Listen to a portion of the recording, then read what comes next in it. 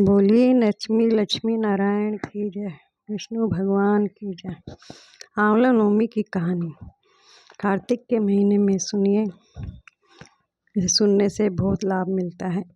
एक आंवलीय राजा था जो रोजाना 1.25 मन सोने का आंवला दान करके जीमता था। एक दिन उसके बेटे बहू ने सोचा कि अगर इतना आंवला रोज दान करेंगे तो सारा धन खत्म हो जाएगा। बेटा बाप से कहने गया कि ऐसे तो सारा धन लुटवा दोगे, अब आंवला दान नहीं करना। राजा रानी दुखी के मारे उजाड़ खेत में जाकर बैठ गए। उन्हें वहाँ भूखे प्यासे बैठे हुए 7 दिन बीत गए।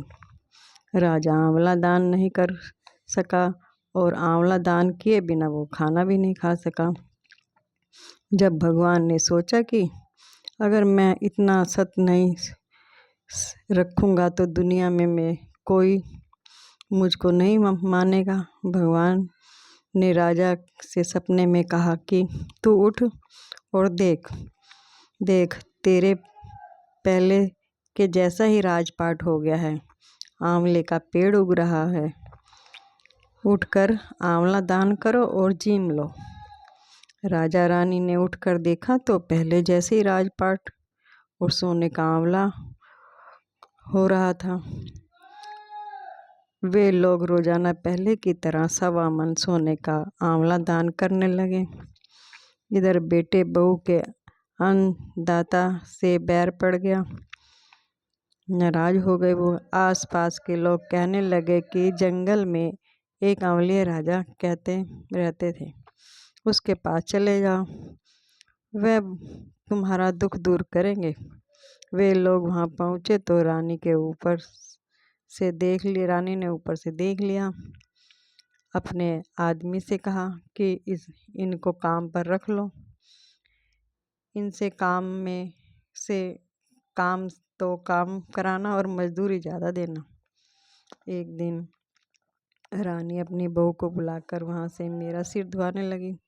बहू सिर धोने लगी तो बहू ने आँख में आंसू ले रानी की पीठ पर गिर गया।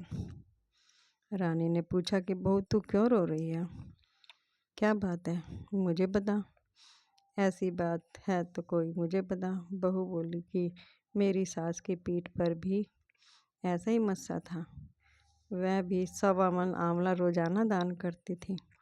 हमने उन्हें आंवला दान करने नहीं दिया और घर से निकाल दिया, जिसकी सज़ा हम ये भुगत रहे हैं। जब सास बोली कि हम भी तुम्हारे सास ससुर हैं, हम भी तो तुम्हारे सास ससुर, तुमने तो हमें निकाल दिया, हम ही तुम्हारे सास ससुर हैं। लेकिन भगवान ने हमारा लाज रखी, हमें शक्ति दी। हे भगवान, जैसा राजा रानी को सत रखा वैसे ही सबका रखना, कहने सुनने हुकारा भरने का, उनके परिवार की हमेशा मदद करना। बोलिए विष्णु भगवान की जय। राधे।